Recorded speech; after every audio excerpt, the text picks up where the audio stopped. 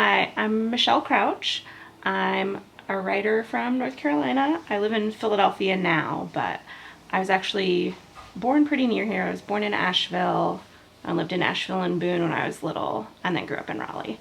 So I'm writing a lot about North Carolina and about my family's history here. So there's a book called Wayward Lives, Beautiful Experiments by Saidiya Hartman.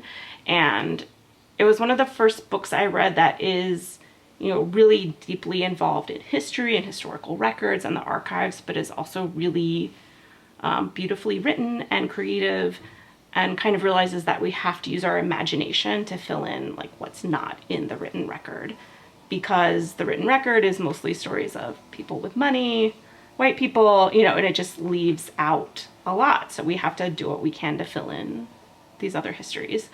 And so when I'm writing about my family and sort of their context and the area they're from, this is my mom's family in like very rural Guilford County. There's not a lot of written records. So trying to kind of imagine and find alternate sources and kind of try and live into that history a little bit.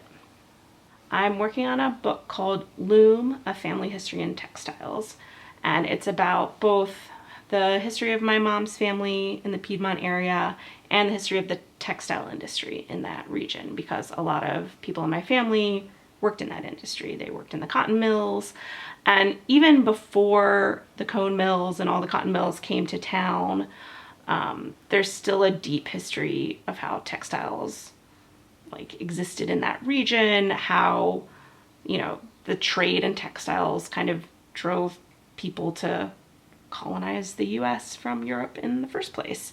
And so kind of trying to dig into that history. It started off as a book that was just kind of general history of the region and family history, but I was sort of that was kind of too much. I'm not a trained historian, and just being I'll write about 400 years of history of this area. It was just too much, but I was kind of working on it then. I started probably in 2018 first working on this book.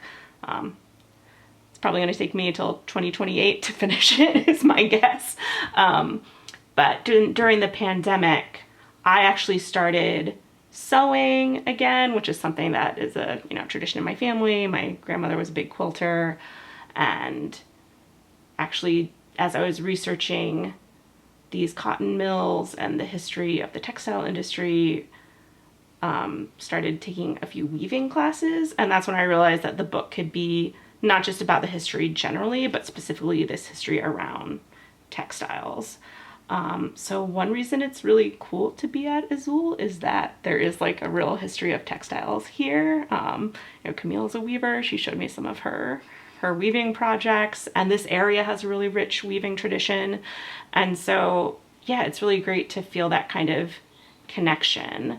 And I think it's really helped my writing practice to have this kind of other creative practice that's not just staring at a page or staring at a computer screen, but to do something with your hands physically and to kind of think through writing problems.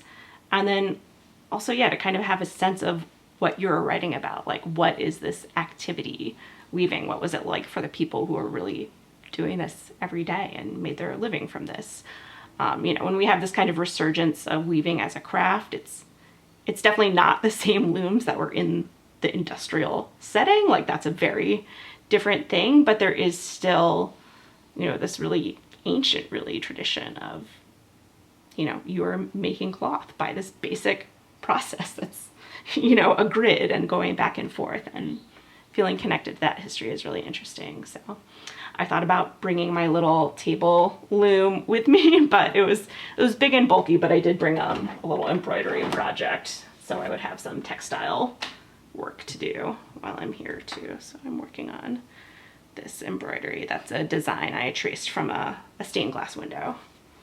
So yeah, it's been a really great place to work and think and feel connected to the history of this region as well. A lot of the people I'm writing about lived in log cabins and had looms and spinning wheels in their homes prior to the the period of industrialization. And even after some of them really were resistant to change and were like, I would like to continue to live in my cabin, thank you. So, one book that I really like, it's by Alexander Chee.